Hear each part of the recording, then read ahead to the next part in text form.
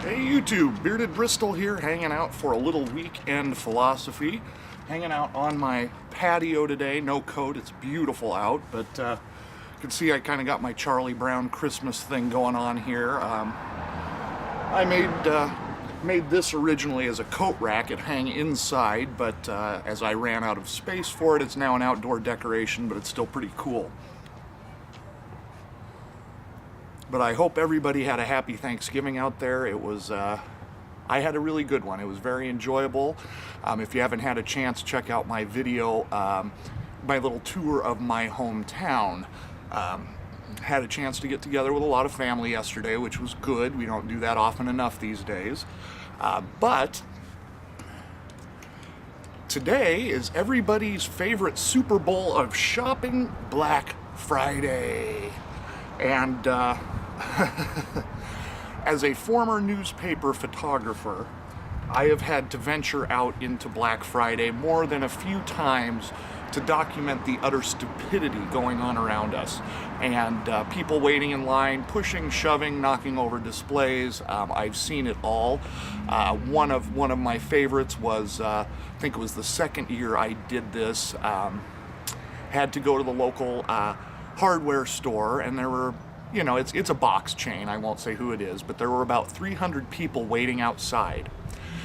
And me with my camera walked to the front of the line and was cussed at, spit at, because I was getting in the doors before anybody else. They apparently thought I was a shopper. And I thought, I have too much self-dignity to put myself through this willingly. Yeah, I've seen just about all of the things that you've seen on TV short of stabbing. I have seen the brawls, I've seen the pushing, the fighting for toys, and of all things, a $4.99 fleece blanket. That's right, a $4.99 fleece blanket. So, what do you make of all of this Black Friday? You know, it's like the ultimate in consumer warfare, you know, where capitalism and consumerism meet. And it's virtually a singularity that may suck us all into a black hole. I don't know, I'm just speculating on that.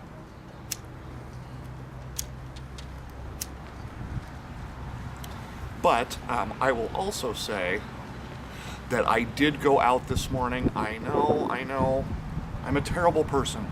Actually, I woke up wide awake, and I thought, okay, well, let's go see what this is like, you know, 6 years later. Well, I am pleased to say, well, I think I'm pleased to say, that the stores were pleasant. I only stopped at 2, but the crowds were light, the sales were good, the inventory was high, and I got the one thing I was looking for, which I'm now going to return because it's not compatible, which is just, that's joyous too. Went out and bought a sound bar at Walmart for my home theater system, only to discover that my home theater system is too old to be compatible with this new age, newfangled soundbar. I was thrilled. But nevertheless, Black Friday seems to have returned to the late 80s, early 90s days where people did not fight in the aisles because there just wasn't that thing out there, or maybe we've become mortified enough of our own behavior that we don't do those things anymore. No, I don't buy that either. Anyway, it's just very interesting to me to see this kind of drop in the crowds. And I think the only thing I can attribute it to, of course, is online shopping. And while I enjoy shopping online, Amazon and whatnot,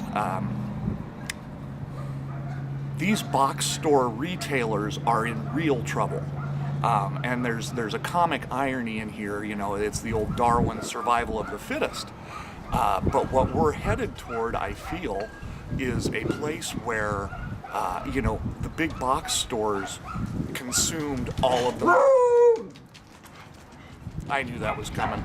I have somebody walking across the street. So my beagle has to necessarily do what my beagle does. Anyway, the big box stores consumed mom and pop stores. Chewed them up, spit them out, and a lot of mom and pop stores had to close up in favor of big boxes with lots and lots of inventory. Well, now we're seeing the big boxes gobbled up by even bigger boxes with no storefronts. And, times change, everything changes. We too shall withstand this. But, as Amazon continues and online retailers continue to blossom, where does that leave our big box stores? And while I despise Walmart as much as almost everybody else, there's an awful lot of people employed at places like that. And if we lose those big boxes, our unemployment is necessarily going to spike. And it's a very interesting conundrum because nobody likes, well, I should say nobody. Few of us particularly enjoy the experience of shopping and, rubbing elbows with people, pushing, shoving, things like that. But that experience may quickly go by the wayside to where we will just have to order things online and hope that they fit, or we'll go to a smaller retailer and pay a lot more for it.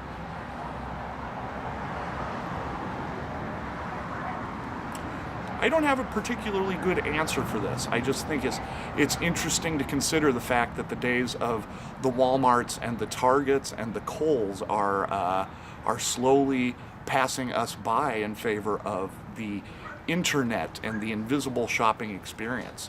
Now, what am I going to do? I'll probably do half to 2/3 of the rest of my shopping online because I can. So I'm certainly contributing to the problem, if it is a problem.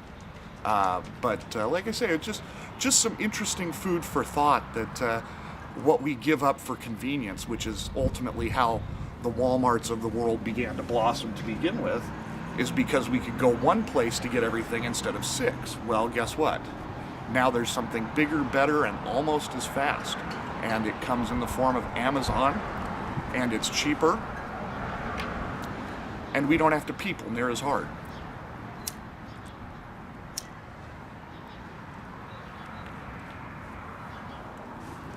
Nevertheless, a little Black Friday food for thought. Enjoying a little Stokeby's buttered rum here. Very good little blend that I picked up at the Kansas City Pipe and Tobacco Show. Also going to have a pipe unveiling / miniature review coming up in the very near future. Hopefully I can get that done this weekend, but we shall see. Or maybe I'll just sit out here and enjoy the damn weather, because this is just spectacular stuff today. Regardless, no matter who you are or where you are, I hope you're having a great weekend. We'll talk to you again soon. Take care.